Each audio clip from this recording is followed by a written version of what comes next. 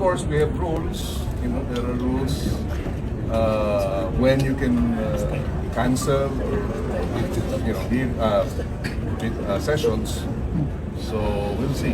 Pero yung ganitong sitwasyon na walang paalam, hindi alam kung cancel o ano, may nilapag sa rules. Well, wala pa. Baka kasi mag-notify sila eventually. So may delay. At pero dati, pag may delay, alam na namin na may delay. Ngayon lang, hindi pa namin alam.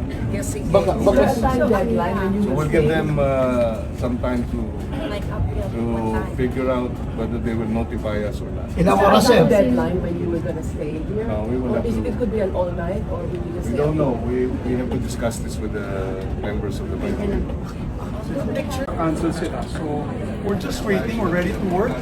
Alam mo, daming trabaho. We have two third reading bills here today and or three. And two of them happen to be citizenship bills for our Philippine teams, for wrestling and for basketball. Naghihintay sila. And we're ready to work. So, if the presiding officer comes, magtatrabaho po tayo. Tsaka, ang malaga dito yung sa CA, kasi meron pala mga generals that are up for promotion na darating na po yung birthday nila. So kung hindi magko-convene yung CA, kawawa naman sila, di ba? Naapektuhan pa yung promotion nila at mababypass na sila, hindi na sila tapos na.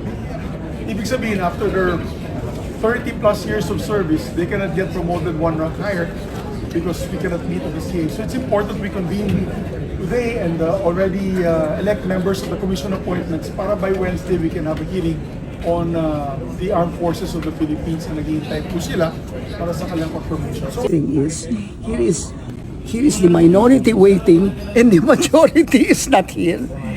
Usually it's the minority who walks out, but they walked out, in the session. Here, the session never even occurred.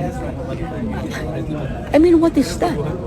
When you're a presiding officer, you have to preside, and if you're not there, you make sure somebody is appointed.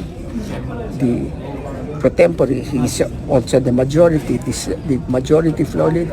Then he should have called the minority floor leader and said, "Could you please preside? I am unable to attend. I don't know why he is unable to attend.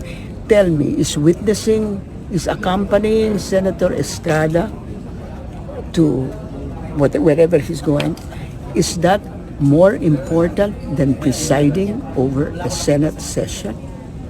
I just ask yourselves, hindi ba? Any 7-year-old will tell you what is more important. You boycott because one of us was arrested. Eh sinasabi na nga dati, bakit walang nahuhuli, bakit walang kinakasuhan? Ito na, hinuli. Boycott. Gusto niya, sumama kami sa kanya na i-boycott itong Senate. Kasi sabi niya, kailangan daw independent ang Senate sa kahit sa anumang mga situation. Bakit? Rule of law naman yung nangyari sa pag-aresto kay Jinggoy. Ba't kami sasama sa pag-boycott sa kanya? Sabi niya. So kami magtrabaho lang. Siguro sila ayaw nila magtrabaho. Then it's up to them. So hinostis na kami. Tapos pinatayan pa kami ng aircon. Pinatayan pa kami ng wifi. Sino nagpatay, sir? Siyempre, sino ba nasa majority? Sila. Natawagan po si SP kanina. Sumagot po ba siya? Sumagot siya yung sa isang message na pagkahaba, 1 kilometrong haba. Ano pong laman, sir? Yun na, so ang buod nun is na para bang kailangan namin sumama sa kanya na i-boycott itong Senate. Yes sir, yun po ba yung cue nyo? Kaya parang hindi na po kayo mag-iintay dito, nalaman yung hindi na At sila papasok kami darating. tomorrow. Sila mag-boycott, okay lang, pero kami papasok kami hanggang Wednesday. Ba't naman gagawin yun? Kung may balak silang i-boycott tong Senado, sila lang. So that's the term, sir, boycott ang ginawa ng majority? Parang ganun yung tema nung message ni SP Alan. Na kasi dapat daw we have to show independence sa Senate, ng Senate daw.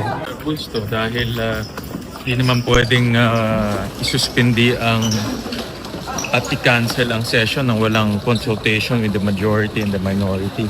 So clearly violation of the rules. So walang walang abiso sa inyo? Formal na Walang abiso. Hanggang ngayon sir? Hanggang ngayon. Gusto dahil